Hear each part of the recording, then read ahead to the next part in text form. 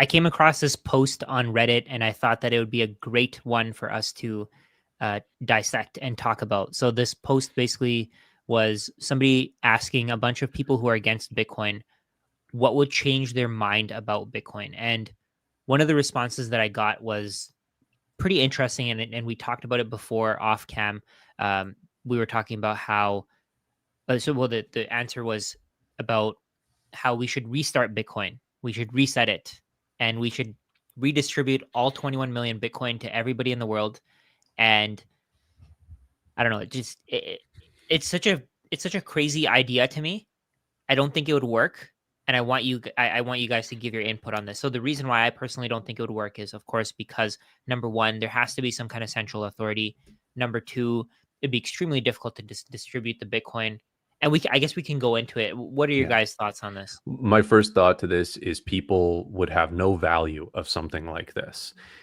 We can even see a historical example with Bitcoin, where in El Salvador, when Bitcoin adoption happened, everybody, all Salvadorians got access to the Chivo wallet with $30 worth of Bitcoin Mm, on there. And a ton of them just sold it right away because they had no understanding of Bitcoin. They had no prior knowledge of what this is. They just said, hey, this is $30 worth. I'm going to get $30 because I know what $30 is. So if Bitcoin was to reset and everybody gets all of that, there would just be a ton of people that would either not even care to sell it because they just see no value in it, or they would immediately sell it as they don't care about what this is. So immediately it would create, again, it would create some centralization of the distribution of it. It wouldn't be like everybody holds these coins and it's evenly distributed forever. It would, again, start to go towards, if people still believed in the future of this distributed Bitcoin, it would start to centralize right away anyway. So there's one thought there, but yeah. Right, because people wouldn't value it. So if you didn't Yeah. value it, you're going to be spending it day one on probably something stupid, but you're also going to need to have somebody who's willing to accept it. And if nobody values it, nobody's going to accept it, right? So this is going to be an interesting one. I'm excited about this one. So I think that it's important just to kind of start out with like how Bitcoin initially was. If we can go back a little bit here, how Bitcoin initially was introduced to the world, and the beauty of it, and why we're all here with YouTube channels talking about Bitcoin, because it was the closest thing to perfect in my eyes. So essentially here, when you're looking at Bitcoin versus other cryptocurrencies, the one thing that Bitcoin has on everything else that they're all missing is the truly decentralized part of this. And how that worked is essentially everybody knows who Satoshi, or nobody knows who Satoshi is, but everybody knows that Satoshi created Bitcoin. And so the Genesis block back in 2009, block 0, Satoshi, when he started mining Bitcoin, he knew that he was going to get the first block reward because nobody else at that time was competing against him for it. And so what he did was he actually mined the first block, the first 50 coins, and then he made that wallet unspendable. So he knew, because he had no competition for the first one, that he had to make that unspendable to make this thing truly fair from day 0, essentially. And then he waited 6 more days before the next block was mined. And then pretty much anybody who was willing to listen to him, anybody who was part of the original emails with Satoshi, they were now able to start mining Bitcoin and competing for it. So it was a very fair distribution from day one. I mean, you could argue the fact that maybe the inside guys, they had an advantage here, and they probably did. But still, if you compare it to 10 people competing versus one person getting to decide who gets the coins, I think that Bitcoin is the perfect, the closest thing to perfect in terms of being fair, equally distributed. So you got something here, Jet? Yeah. So this is the mempool. I like going to this website so much because it just shows you everything. So this is the first block that Jor was mentioning there. This is the very first block that was created. It was done 16 years ago, January 3rd, 2009 at 1:15 p.m. And we can see here that the Bitcoin that was sent to this wallet, this is the wallet that the Bitcoin was received in. There's a inscription here that says Chancellor on brink of second bailout for banks. It gives you a date. If we go to this address here, if we just click this, we can see that the Bitcoin is still there. Actually, people have been sending Bitcoin to it, 0.01 Bitcoin. But the way that I see it, I mean, the fact that nobody can move this Bitcoin just shows you that this is where the thing started, right? I mean, nobody can change this thing. Nobody can remove it. Even Satoshi, I don't think he can go back or they can go back and make this Bitcoin spendable. And look at the numbers there, $5.27 million. For us, for Canadians, this is like 100 million Canadian dollars, right? So why wouldn't we want to go back and change it? But I think that's the point here. You can't change it. You can't go back and rewrite history. Even the very next wallets we can see here, I think I'm assuming that Satoshi was the one who mined block number 1. So the Genesis block was block 0. We can see the number here. Block number 1 is the I guess the second block. We can see if we go to this address here, we can see that the Bitcoin is also still there. Again, another 100 million Canadian dollars that's just sitting there, right? And there's nothing we can do about it. Nobody can go in and say, hey, this was done unfairly. If you try to go back in time and reset everything, I think what you're doing is you're taking away from the fact that people were early. They took the risk, right? I mean, Satoshi, whoever followed his path, they didn't have to contribute their time, resources, and energy to this network. They took the risk. They put in that time when they could have spent it on something else. So what's your input on that, Forrest? Yeah, my input is that you're right. It's the early adopters take on the risk, and the early adopters get rewarded for that. If you're buying Apple at their IPO, you're an early adopter of thinking that the public shares of Apple are worth something, and you are rewarded for that if you've held it until now because of the price appreciation of those shares. It's the same thing.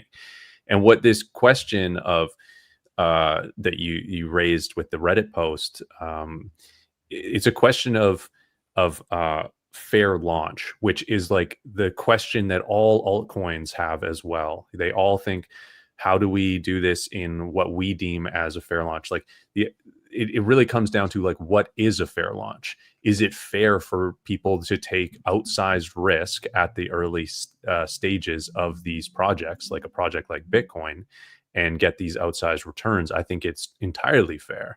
And it is fair because Bitcoin was public right off the bat. Like he issued it, he posted it online. Yeah, we didn't see that because we weren't in those circles, but it was there. It was still there, and it's impossible to replicate the fair launch of Bitcoin, and that's why Bitcoin is number one, in my opinion. And if you look at the distribution itself, it seemed like Satoshi was very strategic in how he actually released the coins. So if you're familiar with the Bitcoin halving schedule, most people might not even know this, but for the first 4 years, half of the Bitcoin were actually mined in the first halving cycle. So every 10 minutes at the early days, you could get 50 Bitcoin for mining basically on a computer, because the network was so small there, you could actually mine Bitcoin on just a normal laptop. And so if you hit the block, you got 50 Bitcoin there. And the cool thing about that is that it got the coins into circulation. It got people paying attention to it. It got people, excited about it. And that's what Bitcoin is. It's exciting. It's interesting. I mean, again, the three of us spend a lot of time talking about Bitcoin because of this incentive structure that Satoshi created here. So Rajat has a nice spreadsheet here showing the first 4 years. You can see that 10.5 million Bitcoin were mined before 2012, before the first halving epoch, essentially. So the half of Bitcoin, 10.5 million coins, were introduced in the first 3 years or 4 years. And for the next 140 years, the next half of Bitcoin, the next 10.5 million Bitcoin will be mined. So it's the incentive structure for me. It's the supply schedule. Everything was so well thought out in terms of like how to get people interested, how do people get value from this. And I think a lot of value that is actually in Bitcoin is because the fact that Rajat just showed block 0, we're now on block 880,000.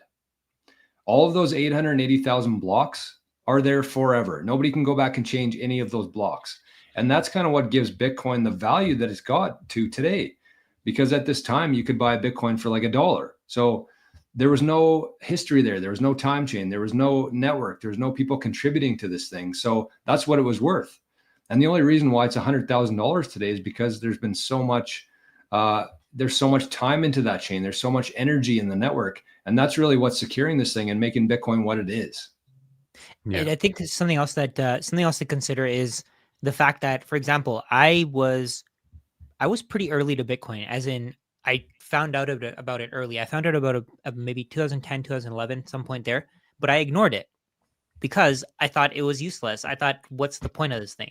So if I'm willing to admit that I was wrong, I don't know why other people aren't. Like the comment that was posted was, so the comment said, if everyone that has Bitcoin agrees to distribute it uniformly to everyone so we can all have a fresh start, even then, I mean, if there is a fresh start, the people who get Bitcoin are probably going to lose it. They're going to ignore it. I mean, like, let's say, for example, if I were to send somebody $1,000 worth of Bitcoin today and they have no interest in it, if I were to send it to them in the wallet and they have a lot of money and they don't need that Bitcoin, they're going to forget about it. They're going to lose it.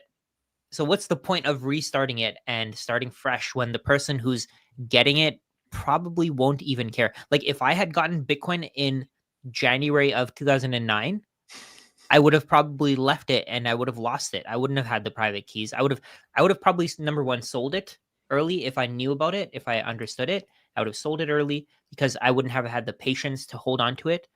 Number two, I wouldn't have cared. Yeah. If it was all distributed evenly, it would fundamentally break so many things about what makes Bitcoin valuable, that I would probably sell it as well, because it would no longer be what I value. Because like the other thing there that we saw is the hash rate growing, the miners growing over time, and there's an eventuality where there's no more block reward, there's only fees. So if we went where all Bitcoin was evenly distributed, what would be the incentive for miners? It would only be fees. And how much fees are there in that situation? Probably not much, because we're still on that phase of still trying to figure out the fee situation and still growing the amount of fees and transactions on Bitcoin. So it just fundamentally breaks that incredibly important side of Bitcoin, which is the hash rate, the miners, and the fees. The proof of work, essentially, right? Yes. Yeah. And that's what makes Bitcoin different than any other monetary system in history, is the proof of work aspect, where it's the only currency, altcoins, dollars, whatever you want to look at it as, but it's the only thing that happens on the internet, which is where quite a few people spend quite a bit of time nowadays.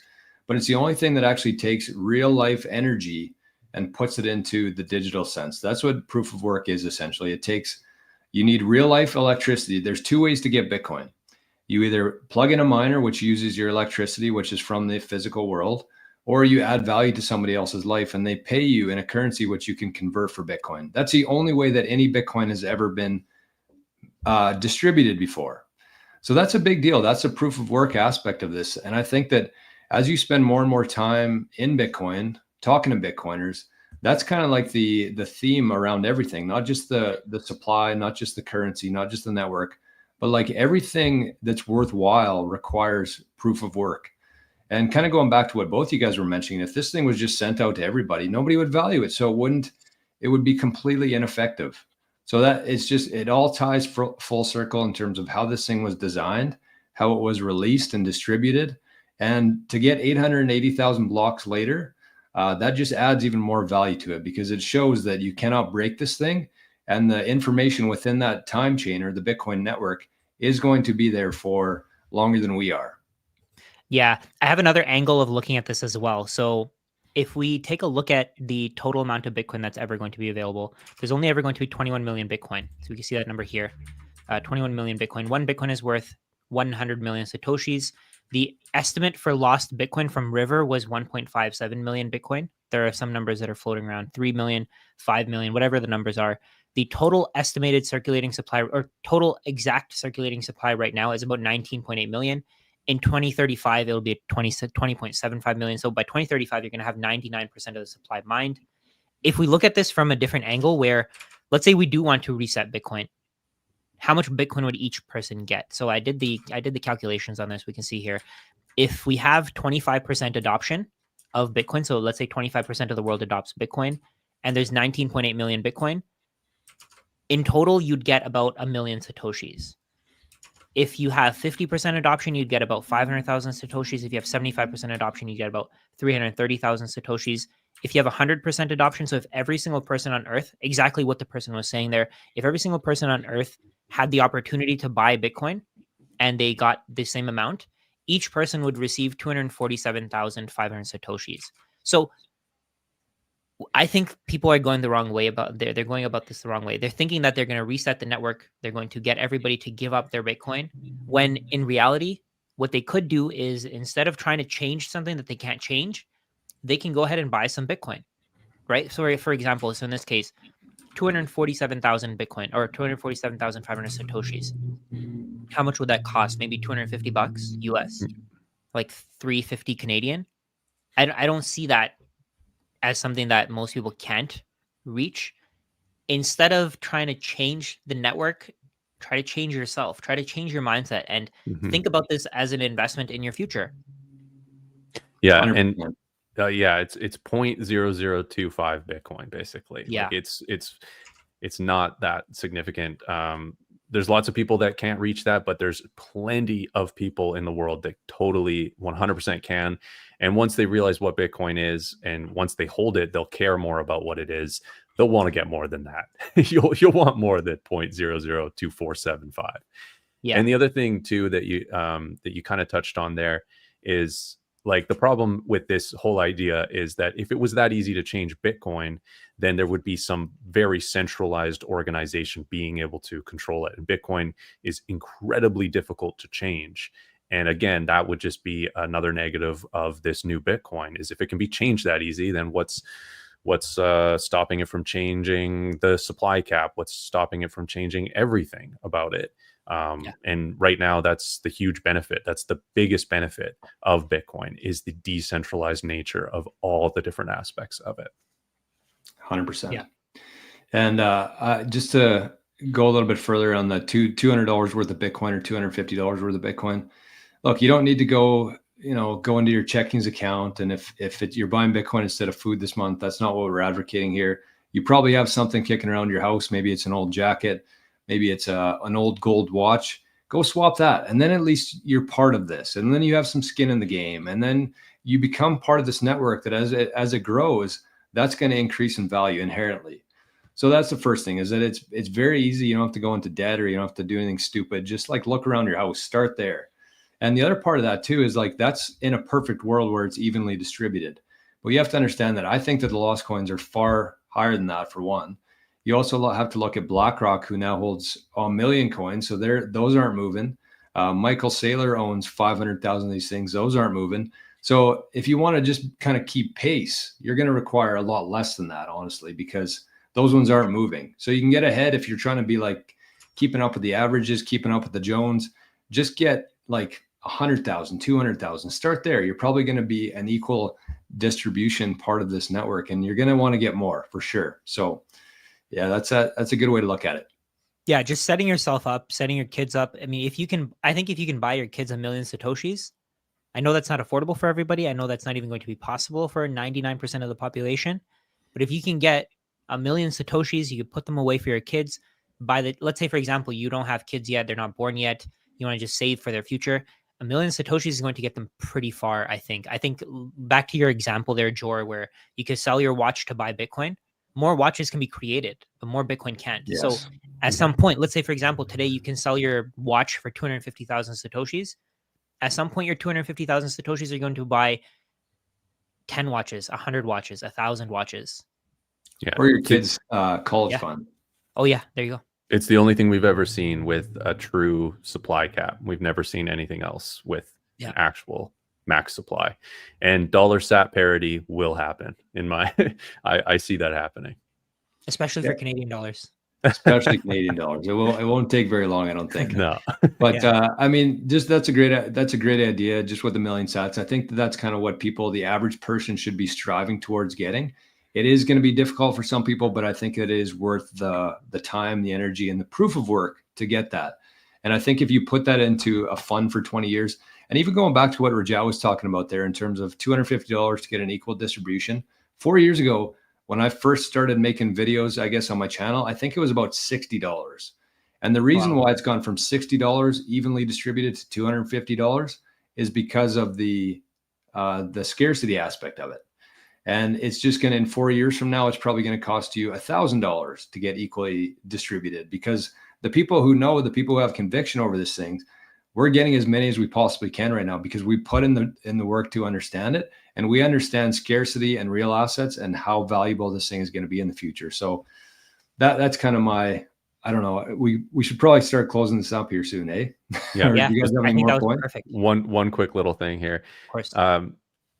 It's the whole idea of just distributing it equally is money for nothing. It's just the idea of, you know, just everyone being equal, and that's just not reality. We live in a world where the more you provide value, the more you receive back. It just doesn't make sense that everything should be equal. That's just not reality. So it doesn't make sense to create money that doesn't interact or isn't in line with the reality of nature. Yes. So in conclusion, we should not reset Bitcoin. No, Definitely not. definitely not. Awesome. Okay, Wait. thanks, guys. Well, this has been another episode of an unnamed three guys from Canada talking about Bitcoin. So if you're enjoying these, you probably know all of our channels. We'll have some links below. But thanks for coming by. We're going to try to make more of these and keep everybody informed and educated on it. So thanks, fellas. Yeah, thanks. Absolutely.